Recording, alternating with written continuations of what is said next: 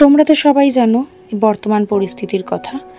সেই রকমই আমরা সবাই যে কারণে লড়ছি, তোমরা সবাই জানো যে আমরা জাস্টিস চাই। তিলোত্তমার সাথে যারা এরকম জঘন্যতম কাজ করেছে তাদের কঠিন থেকে কঠিনতম শাস্তির আমরা আশা করি।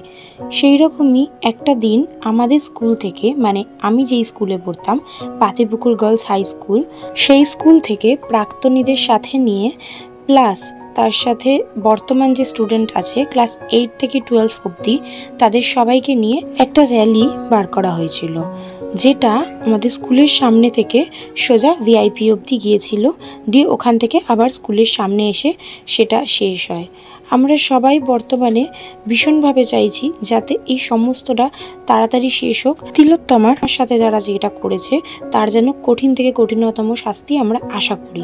দেখতেই পাচ্ছ স্কুলের সমস্ত প্রাক্তন স্টুডেন্ট থেকে শুরু করে স্কুলের টিচাররা সবাই এই র্যালিতে অংশগ্রহণ করেছিল।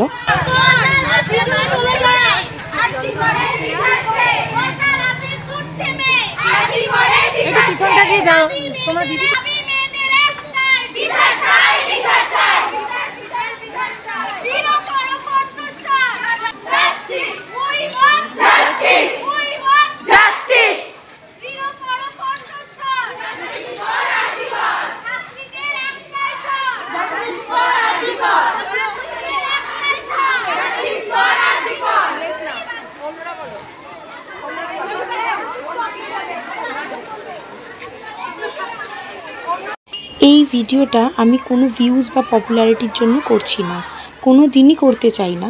আমি এটা করছি যাতে আমাকে দেখে আরও 10টা মানুষ এগিয়ে আসে, যাতে আমরা এই জাস্টিসের যুদ্ধে যে লড়ছি সেটা আরও তাড়াতাড়ি পেয়ে থাকি।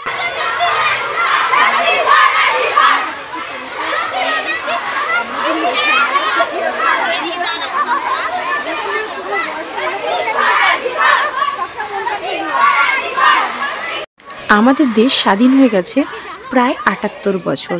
আমরা এতগুলো বছর পেরিয়ে এসেছি, তারপরেও কি আমরা মেয়েরা কোথাও স্বাধীনভাবে বাঁচতে পারছি এখনও অবধি? একটা সাধারণ নিরীহ মেয়ে যে তার নিজের ওয়ার্ক প্লেসে ছিল, সেখানেই তো সে সবথেকে বেশি সুরক্ষিত ফিল করার কথা, সেখানেই তার সাথে জঘন্য থেকে জঘন্যতম অপরাধটা করা হয়েছে। আমরা এর সত্যিই বিচার চাই।